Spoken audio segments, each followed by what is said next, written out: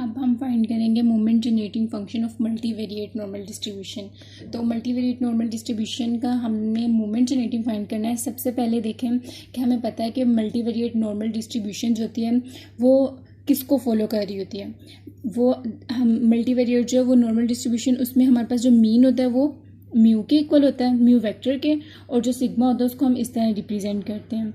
और एक्स भी जो होता है वो मल्टीवेरिएट का होता है, इसलिए वो पी क्रॉस वन होता है। पी यानी कि उसमें एक से ज़्यादा वेरिएबल्स इन्वॉल्व होते हैं। अब जब हम मोमेंट जनरेटिंग फंक्शन निकालेंगे तो देखें जो हमारे पास इन जनरल एक्स का मोमेंट जनरेटिंग फंक्शन होता है हम उसको रिप्रेजेंट कर देते थे इस तरह, ठीक है।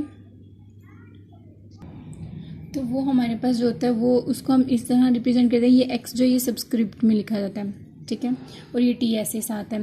तो ये टर्म पूरी हमारे पास इस टर्म के इक्वल होती है कि जहाँ पर हम एक्सपेक्टेड वैल्यू लेते हैं ई टी और इसका ट्रांसपोज और एक्स, ये तब मोमेंट जनरेटिंग जो हमारे पास एक्स का फंक्शन है तब ऐसे होता है जब हमारे पास ये वेक्टर के फॉर्म में हो। मल्टीवेरिएट के लिए यूज़ होता है, ठीक है। यूनिवेरिएट के लिए तो सिंपल सा यूज़ होता है, उसमें खाली आ जाता है ई टी एक्स, ठीक है। तो इसलिए ये दिखा भी देती हूँ। ये देखें कि जो हमारे पास यूनिवेरिएट के लिए यूज़ होता है वो हमारे पास मोमेंट जनरेटिंग फंक्शन इसके इक्वल होता है, ठीक है।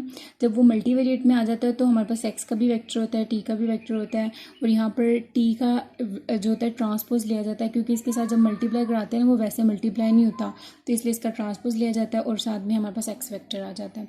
तो ये देखें ये भी इसी तरह ही है यहाँ तक, ठीक है। अब इसको हमने इक्वेशन ए का नाम दे दिया। अब यहाँ पर हम मोमेंट जनरेटिंग फंक्शन फाइंड करना है विद रिस्पेक्ट टू एक्स। तो हमें एक्स का जो हमारे पास फंक्शन है हमें वो भी चाहिए, मल्टीवेरिएट का जो फंक्शन होता है तो वो हमारे पास फंक्शन होता है ये, ठीक है। इस फंक्शन को कहते हैं मल्टीवेरिएट नॉर्मल डिस्ट्रीब्यूशन का फंक्शन, ठीक है। अब ये जो होता है ये अब पीछे भी हमने ड्राइव किया कि वो पूरा इस टर्म के इक्वल होता है, ठीक है। अब हमने इसी को यूज़ करना है। अब यहाँ पर देखें हम इसी टर्म को लेके चलेंगे ना तो हमारे लिए बहुत कॉम्प्लिकेटेड हो जाएगा। हम क्या करेंगे कि हम ट्रांसफॉर्म कर लेंगे। वो किस तरह करेंगे कि ये वाली जो पूरी टर्म है इसको हम लेट कर लेंगे किसी और वेरिएबल के इक्वल। तब ये देखें कि यहाँ तक आपने सिर्फ उसका फंक्शन जब लिख लेना है उसके बाद आपने सोल्व जो करना है वो आपने यहाँ से स्टार्ट करना है कि हमारे पास जो है लेट कर लिया हमने कि हमारे पास जो x माइनस म्यू है वो इक्वल है z मैट्रिक्स है और c मैट्रिक्स और z वेक्टर है, ठीक है। इसके इक्वल आपने लेट कर लिया। यहाँ से अगर हमने x निकालना है तो वो हमारे पास ये टर्म आ जाएंगे। आपको पता है जब भी हम ट्रांसफॉर्म करते हैं तो साथ में जैकोबियन ज़रूर मल्टीप्लाई होता है। तो जैकोबियन कैसे आता है कि जब हमारे पास इस तरह टर्म हो तो उसका हम क्या करेंगे डेरिवेटिव लेंगे विद रिस्पेक्ट टू z। तो जब हमने x का डेरिवेटिव लिया partial derivative with respect to z तो यहाँ पर देखिए म्यू जो हमारे पास कॉन्स्टेंट ट्रीट होगा वो आ जाएगा 0, और यहाँ से जो z है इसी के लिए तो हम डेरिवेटिव ले रहे हैं तो ये हमारे पास आ जाएगा 1, ठीक है, 1 वेक्टर। तो इसके बाद इसको जब इसके साथ मल्टीप्लाई कराएंगे तो खाली हमारे पास c आ जाएगा। और अब देखें ये c हमारे पास किस टर्म के इक्वल है, ठीक है। अब देखिए हम सिंप्लीफाई करना चाह रहे हैं तो हम चाह रहे हैं कि हमारे जो वैल्यू है वो ज़्यादा से ज़्यादा सिंपल फॉर्म में आए। तो यहाँ पर आगे ये c आ गया। अब देखें आपने यहाँ से ज़हन में रखना है कि अच्छा c हमारे पास ये है।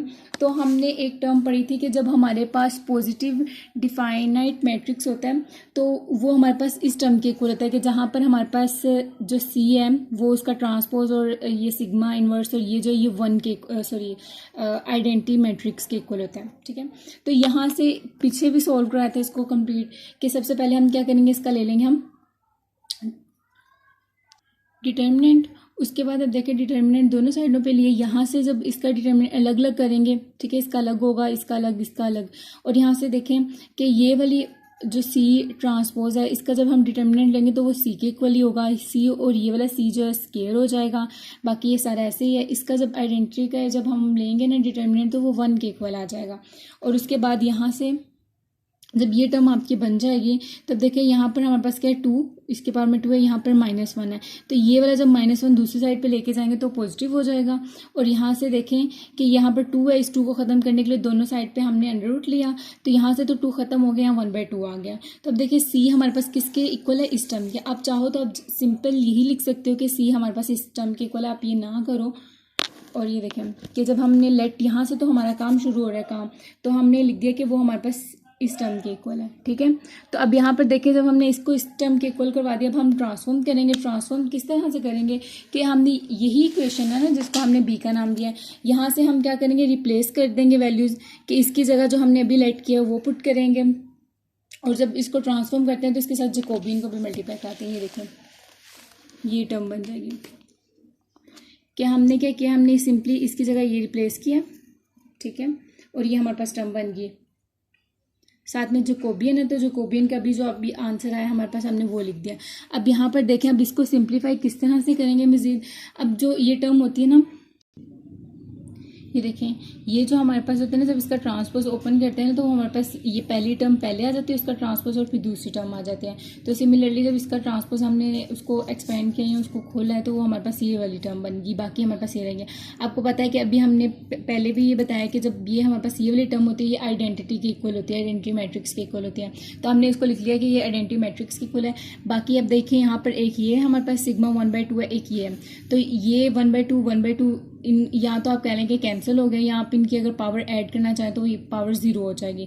जब पावर 0 हो जाती है किसी भी टर्म की तो इसका मतलब होता है वो 1 के इक्वल आ जाता है, ठीक है। तो वो 1 आप यहाँ पर नहीं लिखोगे। यहाँ से आप देखें हमारे पास जो टर्म बनी है, इस टर्म के बाद एक तो ये हमारे पास वैसे आ गया, ये 1 के इक्वल हो गया क्योंकि इसकी पावर 0 है, और ये एक्सपेक्टेड वाली वैसे आ गया। अब ये वाली जो आइडेंटिटी मैट्रिक्स है ये भी 1 के इक्वल होता है, इसलिए हमने यहाँ पर नहीं लिखा। अब ये हम अगर आप लिख भी लें तो कोई मसला तो नहीं है, देखिए, क्योंकि आपने यहाँ से डिस्ट्रीब्यूशन निकालनी है, आगे सोल्व करते वक्त इसकी ज़रूरत नहीं पड़ेगी बिल्कुल भी। अब यहाँ पर देखें ये हमारे पास टर्म आ गया है। अब हमने देखना है कि हम जो इसको ट्रांसफॉर्म कर रहे हैं, हम x से उसको z में ट्रांसफॉर्म किया है। x की डिस्ट्रीब्यूशन तो हमें पता थी कि वो उसमें हमारे पास मीन जो था म्यू था, और जो वेरिएंस था वो हमारे पास इस सैम्पल के इक्वल था, ठीक है।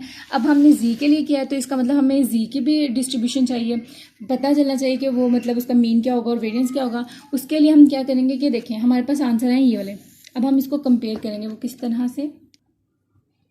यहाँ पर देखें कि हमारे पास ये वाला f(x) था, ठीक है, इसका मीन और वेरिएंस हमें कहाँ से पता चला कि जो हमारे पास 2 पाई के साथ जो यहाँ पे टर्म होते हैं ये हमारे पास वेरिएंस होता है, और x जो बार है इनके जिसका ट्रांसपोज यहाँ पर लिया जाता है उसके साथ यहाँ पर जो माइनस टर्म हो रही थी वो मीन होती है। तो अभी देखें इसके अकॉर्डिंगली यहाँ पर हमारे पास कोई टर्म नहीं है, ठीक है, यानी कि यहाँ पर आइडेंटिटी मैट्रिक्स एग्जिस्ट कर रहा है, ठीक है। तो अब देखें वो हमारे पास क्या हो जाएगा, वेरिएंस हो जाएगा हमारे पास, और यहाँ पर zt है, इसके साथ माइनस में कुछ भी नहीं है, ठीक है, क्योंकि zt ही है, तो इसका मतलब यहाँ पर जो है हमारे पास 0 वेक्टर जो है वो एग्जिस्ट कर रहा है। तो आपने इस तरह कंपेयर करके आपने लिख देना है कि यहाँ पर हमारे पास जो टर्म है ये वाली जो आई है z के लिए जिसको हमने ट्रांसफॉर्म किया उसका हमारे पास मीन ये है और वेरिएंस ये है, ठीक है। अब हमने z में ट्रांसफॉर्म किया तो इसका मतलब मोमेंट जनरेटिंग फंक्शन भी जो है वो z में हमें फाइंड करना चाहिए। जब हमने उसको z में फाइंड करना चाहा तो हमारे पास वो टर्म बनेगी ये, ठीक है, मतलब पहले हम x के लिए कर रहे थे तो खाली यहाँ पर x था, अब z के लिए कर रहे हैं तो यहाँ पर z है, ठीक है। अब यहाँ पर देखिए सबसे पहले हम इसको ऊपर वाली जो टर्म है इसको सोल्व कर लेंगे कि यानी कि इसका आंसर क्या आएगा, वो बाद में हम यहाँ पर रिप्लेस कर देंगे। यहाँ पर ये बनी, अब t जो है ये देखें सिर्फ ऊपर वाली टर्म ली है वो हमने यहाँ पर ले ली। अब यहाँ से जो t है उसका हमने ट्रांसपोज ऐसे लिखा t1 t2 सारा उसका tp तक वेक्टर ले लिया, और z का भी वेक्टर 1 से लेके p तक आएगा, ठीक है। t का जब ट्रांसपोज लिया तो वो हमारे पास इस तरह रो की फॉर्म में आ गया, z हमारे पास ऐसे आ गया। जब हमने इसको मल्टीप्लाई किया तो ये हमारे पास ये टर्म बन जाएगी, ठीक है। अभी देखें ये वाली हमारी टर्म बन गई है। अब हमने क्या करना है, ये हमारे पास इस टर्म के इक्वल आई है ना, तो हम खाली क्या करेंगे, रिप्लेस कर देंगे। देखें ये आई है ना, तो हम क्या करेंगे e हम वहीं पर रहने देंगे, और ये जो e एक्सपोनेंट है इसकी पावर में हम ये वाली वैल्यू पुट कर देंगे जो हमारे पास ये आंसर है। तो ये देखें हमने इसे पुट किया, ये प्लस का सिंबल है, और ये देखें हमारे पास e है, इसकी पावर में t1 tz से लेके एंड सो ऑन। देखें यहाँ पर इसकी पावर में प्लस आना था, तो जब हमने उसकी पावर को ख़त्म किया तो यहाँ पर मल्टीप्लाई बन जाएगा, ठीक है। और उसके बाद जब हमारे पास ये इस तरह की टर्म में आता है तो हम उसको अगर सिंप्लीफाई फॉर्म में लिखना चाहे तो हम क्या करते हैं, हम उसके साथ पाई का सिंबल लगाते हैं जो कि प्रोडक्ट को शो कर रहा होता है, तो मल्टीपल प्रोडक्ट को शो कर रहा होता है। ये आई जो है वो 1 से लेके p तक होगा, और इसकी जो हमारे पास देखें t और z है, तो यानी कि यहाँ पर आई आप सपोज कर लें और z आई आ जाएगा हमारे पास, ठीक। ये वाली टर्म मैं आपको दोबारा बता देती हूँ कि कैसे है। ये देखें कि हमारे पास जब हमने जो है हमारे पास वैल्यू थी वो हमने यहाँ पर रिप्लेस करनी थी ना, ये वाली वैल्यू हमने यहाँ पर रिप्लेस कर दी है। ठीक है, अब देखिए ये हमारे पास पावर में है तो ये प्लस हो रहा है, तो जब आपको पता है कि हमारे पास बेसिस सेम होती हैं तभी हम पावर को ऐड करते हैं। तो हमने अगर इसको सेपरेट करके लिखना चाहे तो हम क्या करेंगे कि हम उसको खाली लिख देंगे, लेकिन उसके सिंबल दरम्यान में प्रोडक्ट का लगाएंगे। ठीक है, ये वाली वैल्यूज हैं, पावर जो है वो चेंज होती रहेंगी, बेस जो है वो हमारे पास सेम रहेगी। तो इसलिए अब देखें ये प्रोडक्ट है ना, तो इसलिए ये वाला प्रोडक्ट सिंबल यहाँ पर यूज हुआ है। अब यहाँ पर देखें जब हमने यहाँ पर मीन अप्लाई किया तो हमारे पास ये हमने बाहर लिख लिया और एक्सपेक्टेड वैल्यू हमने यहाँ पर अप्लाई कर दिया। अब हम क्या करेंगे कि हम एक्सपेक्टेड वैल्यू जो हमारे पास ये टर्म आती है, हम इसका फॉर्मूला जो है वो मतलब इसकी वैल्यू निकालेंगे और बाद में हम यहाँ पर रिप्लेस कर देंगे। और ये हमें किसको फॉलो कर रहा है, ये हमारे पास जी जो है ये हमारे पास नॉर्मल स्टैंडर्ड डिस्ट्रीब्यूशन को फॉलो कर रहा है, जहाँ पे हमारे पास मीन 0 है और वेरिएंस 1 है। खाली हमने एक्सपेक्टेड वैल्यू ली है। ठीक है, जब हम इसको एक्सपैंड फॉर्म में लिखेंगे या इसकी वैल्यू जो होती है वो हमारे पास माइनस इन्फिनिटी से लेकर पॉजिटिव इन्फिनिटी तक उसकी रेंज लिखते हैं, यहाँ पर जो भी टर्म होती है वो लिख देते हैं और साथ उसका फंक्शन और साथ में हमारे पास आ जाता है इसका डेरिवेटिव। अब जब इसका फंक्शन जी के लिए कर रहे हैं तो इसका फंक्शन जी वाला आएगा और डेरिवेटिव भी जी का आएगा। फंक्शन जो जी का है वो हमारे पास इस टर्म के इक्वल आया जो हमने ड्राइव भी खुद किया है कि जहाँ यहाँ पर हमारे पास आ गया था, इसको हमने खुद फाइंड किया था। ठीक है, ये पीछे लिखा भी हुआ है, ये देखें हमारे पास फंक्शन जो होता है जी का वो इस टर्म के इक्वल होता है। जब ये नॉर्मल स्टैंडर्ड डिस्ट्रीब्यूशन है, इसका मतलब सिग्मा हमारे पास 1 है, सिग्मा यहाँ पर हमारे पास 1 है और म्यू हमारे पास 0 है, तो उस वजह से ये सिर्फ जी आई का स्केयर आ जाएगा और ये टर्म रिमेनिंग रह जाएगी। ठीक है, और उसके बाद डेरिवेटिव है हमारे पास। अब यहाँ से जो कांस्टेंट है वो हमने बाहर ले लिया, ये वाला और ये वाला इनको ऐड कर दिया। यहाँ पर देखें ये पॉजिटिव था तो पॉजिटिव आ गया, ये माइनस के साइन था तो इसलिए ये आ गया। अब यहाँ से हमने -1/2 जब कॉमन लेना तो यहाँ पर 2 के साथ मल्टीप्लाई भी कराएंगे, 2 के साथ डिवाइड भी कराएंगे। 1/2 जो वो तो कॉमन आ जाएगा, ये ऊपर वाला जो 2 इसके साथ मल्टीप्लाई हो रहा है वो वैसे ही आ जाएगा। ठीक है, और माइनस भी हमने कॉमन लिया तो इसलिए ये वाली टर्म जो ये नेगेटिव हो जाएगी, ये वाली टर्म पॉजिटिव हो जाएगी। हमने पहले लिख लिया ये वाली टर्म और ये वाली टर्म हमने बाद में लिखी है। यहाँ से ब्रैकेट के अंदर हम क्या करेंगे कि एक टी आई जो है वो प्लस कर देंगे, एक माइनस कर देंगे। ये प्लस वाला जो करेंगे इसका तो हमारे पास ये होल स्क्वायर का फॉर्मूला बन जाएगा। देखिए ये इसका तो हमारे पास स्क्वायर का फॉर्मूला बन गया। अब यहाँ पर जो नेगेटिव वैल्यू है, ठीक है, इधर माइनस और ये, इसको हम हमारे पास बेसिस हमने पहले भी पढ़ा है कि बेसिस हमारे पास जो है वो सेम हो तो उनकी पावर जेड हो जाती हैं। इसी तरह ये देखिए हम बेस को अलग कर लेंगे, यानी कि इसके पास हम इसकी वैल्यू को सेपरेट कर लेंगे। सेपरेट करेंगे तो ये माइनस और ये माइनस हो जाएगा पॉजिटिव, और टी जो होगा हमारे पास ये वाला टी आई स्क्वायर आ जाएगा और ये वाला 2 अलग हो जाएगा। बाकी हम इधर से ये वाली जो है इसके साथ हमने इसको अलग कर लिया यहाँ पर। ठीक है, अब यहाँ से हम फिर दोबारा से इसको लेट कर लेंगे कि ये जो हमारे पास टर्म है ये हमारे पास वी आई के इक्वल है। ठीक है, ये टर्म वी आई के इक्वल जब हमने इसको लेट किया है तो डेरिवेटिव वी भी हमें चाहिए होगा, वो हम इसका जब डेरिवेटिव लेंगे ये 0 हो जाएगा और ये हमारे पास डी जी आई हो जाएगा, तो ये इसके इक्वल होगा। रिप्लेस करेंगे यहाँ पर वी आई इसके रिप्लेस कर दिया, यहाँ पर डी वी रिप्लेस कर दिया, तो हमारे पास ये टर्म बन जाएंगी। ठीक है, अब देखिए आपको पता है कि वो ये वाली जो टर्म होती है 1 की इक्वल होती है, area under the curve is equal to 1। ठीक है, तो ये नॉर्मल स्टैंडर्ड नॉर्मल डिस्ट्रीब्यूशन का फंक्शन का फॉर्मूला है, ये 1 के इक्वल आ जाएगा। ठीक है, और यहाँ पर ये वाली जो टर्म है वो हमारे पास ये आ जाएगी। तो अब यहाँ पर देखें ये हमारे पास किस चीज़ की वैल्यू आ रही है, एक्सपेक्टेड की। तो यानी कि ये देखें ये हमारे पास वैल्यू आई है सिर्फ इस चीज़ की, इसकी, सॉरी। तो हम क्या करेंगे, अब इसको दोबारा इसके साथ क्या करेंगे, मल्टीप्लाई करा देंगे इसके साथ। ये देखें जब हमने इसको यहाँ पर लिख दिया, इसकी जो वैल्यू हमारे पास ई टी आई स्क्वायर आई वो हमने यहाँ पर लिख दिया। अब यहाँ पर देखें हमारे पास ये प्रोडक्ट क्या है, तो इसका मतलब इसको अगर हम ओपन करेंगे, आई है जो 1 से लेके पी तक जा रहा है, तो पहले यहाँ पर 1 आ जाएगा, ये 1 लिखा हुआ है, ये 2 3 फिर एंड सो ऑन पी तक जा रहा है। ठीक है, फिर अब देखें हमारे पास पावर जो है वो हमारे पास चेंज हो रही है लेकिन बेस हमारे पास सेम है, तो हम क्या करेंगे, बेस सेम होती है तो पावर को हम ऐड कर देते हैं। हमने ऐड किया, डिवाइडेड बाई 2 आ रहा था, 2 आ रहा था, तो ये हमारे पास 2 ऐसे कॉमन आ गया। अब यहाँ से हमारे पास ये वाली टर्म बन गई है, देखें ये इस तरह किस तरह बनी है कि देखें हमारे पास जब ये वाली टर्म होती है, ठीक है, यही टर्म आ रही है ना बेसिकली यहाँ पर भी हमारे पास। तो अब देखें इसको अगर हम थोड़ा सिंप्लीफाई करें तो हम इसको इस तरह लिख सकते हैं कि ये पहले हमारे पास एक T1 T2 से लेके TP तक जो ट्रांसपोज है वो इसके साथ खुद के साथ मतलब मल्टीप्लाई हो रहा है। ठीक है, तो ये वाली टर्म इस टर्म के इक्वल आ जाती है कि T का हमने ट्रांसपोज लिया फिर T के साथ मल्टीप्लाई किया, तो हमने सिंपली क्या किया कि हमने इस पूरी टर्म की जगह हमने ये रिप्लेस कर दिया, डिवाइडेड बाई 2 था तो वो डिवाइडेड बाई 2 ही रहने दिया। अब यहाँ से आगे सोल्व करेंगे इसको, ये हमारे पास है। अब यहाँ से देखें आगे हम किस तरह सोल्व करेंगे कि हमारे पास जो ये वाली टर्म है ये, ठीक है, इसी को हम आगे फर्दर यूज़ करेंगे। ये हमारे पास आई है विद रिस्पेक्ट टू जी। हमें हमारा जो काम था स्टार्ट हमने किया था वो एक्स के रिस्पेक्टिवली किया था, तो हम क्या करेंगे, इसको हम एक्स में कन्वर्ट करेंगे। वो कैसे करेंगे कि जी की जगह एक्स रिप्लेस कर देंगे, ठीक है। यहाँ पर ये पूरी टर्म जो है वो हमारे पास एक्स के इक्वल आ गया, यानी कि हम यहाँ पर ये भी कह रहे हैं, सॉरी वो टर्म आगे जाके यूज हो गया। देखें हमारे पास जो मोमेंट जनरेटिंग एक्स का था वो हमारे पास इसके इक्वल था, ठीक है, बाय डेफिनेशन। तो यहाँ पर हम क्या करेंगे कि हम एक्स की सिर्फ वैल्यू रिप्लेस करेंगे। एक्स की वैल्यू कौन सी रिप्लेस करनी है, जो हमने स्टार्टिंग में लेट की थी, जो हमारे पास थी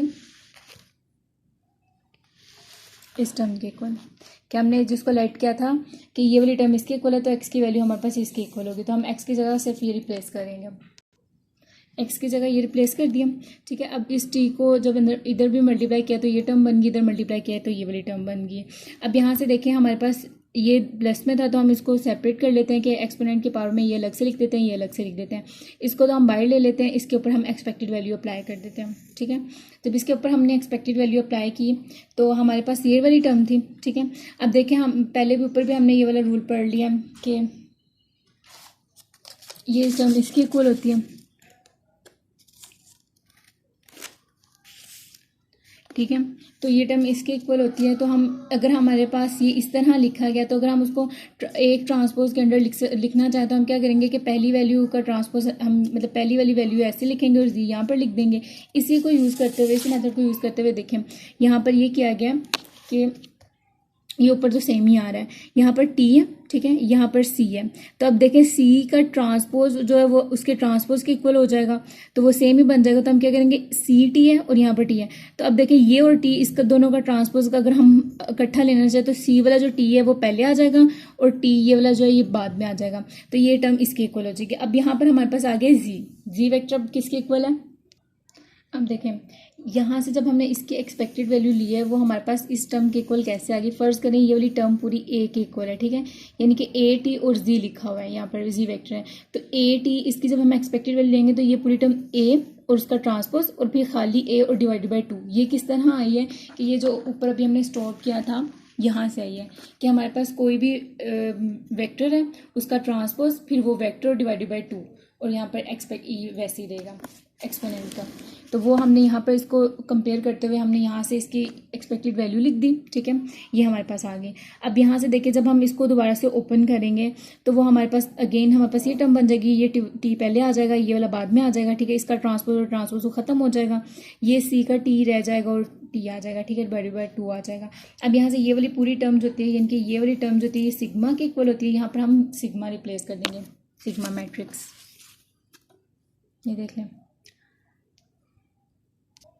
ये देखें हमने खाली ये रिप्लेस किया है और उसके बाद हमने क्या किया है कि हमने इनकी पावर्स को ऐड कर लिया, ठीक है। बेस हमने वैसे रहने दिया, इनकी पावर्स में यहाँ पर ऐड आ गया, 1/2 को हमने बाहर लिख दिया, ये वाला टी पहले लिख दिया और फिर सिग्मा और फिर हमारे पास ये टी आ गया। तो ये हमारे पास एक्स का मोमेंट जनरेटिंग फंक्शन है। Thank you.